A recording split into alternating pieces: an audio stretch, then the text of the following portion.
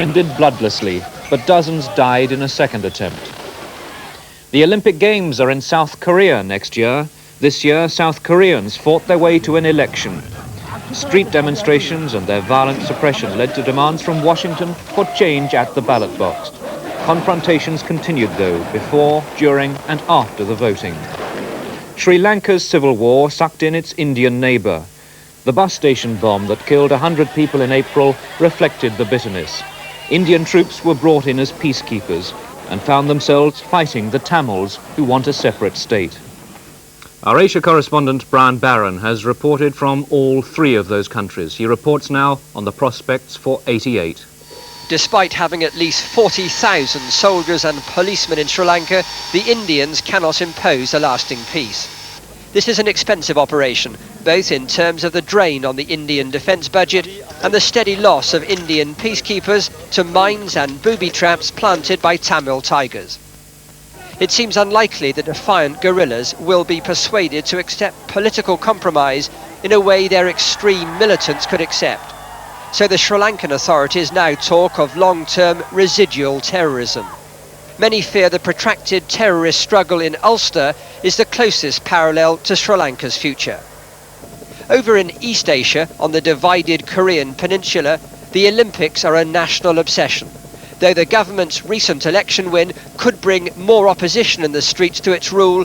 Prospects for a boycott-free Olympics look excellent. Seoul has been hosting major sports events for 2 years as a dry run for the September Olympics. Many communist states have participated, though they don't officially recognise South Korea. That's why South Korea is confident about the communist bloc. There's one enormous fly in the ointment: North Korea. The question of whether the North will participate here and also stage a few token games on its side of the border is still unresolved. The deadline is next month. Physically, everything is ready.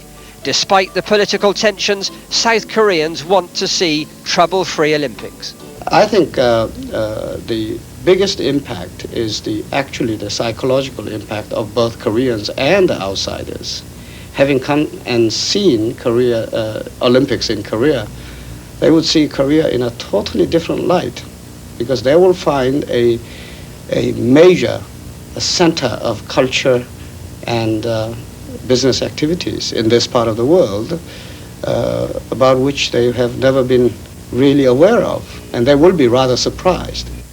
The most turbulent capital in Asia has been Manila, but after the bloodshed of the failed coup in August, the quarrelsome military are more cautious. Mrs. Aquino has shown the tenacity and cunning to stay on top, though her opponents on the radical left and the military right are still hoping to destabilise the country. But the president should prevail. She alone retains one vital weapon. It's called genuine popularity. This is Brian Barron for the 6 o'clock news in Asia. A country that was considered one of the world's main trouble spots has, at least on the surface, had a relatively quiet year. South Africa had a general election which changed little. The state of emergency continued. The year has ended with violence between members of rival black groups, but there's been little sign of what had been the main conflict: violence between black people and the security forces. There were times last year when that looked set to undermine the country's stability. South Africa was rarely out of the headlines as its government tried to keep the trouble under control. Pictures of the violence were seen around the world, leading to calls for economic sanctions. Since then, stricter laws have had their effect. South Africa has ostensibly returned to its version of normality. Cameras are kept away from sensitive areas and reports from the country are subject to restrictions. That, of course, includes this dispatch from our Southern Africa correspondent, James Robbins. The dominant image of 1987, South Africa's black townships firmly under control again. It's been a good year for whites looking for security, real or imagined. A bad year for black opposition. Dissent has been largely suppressed by emergency rule and detention without trial.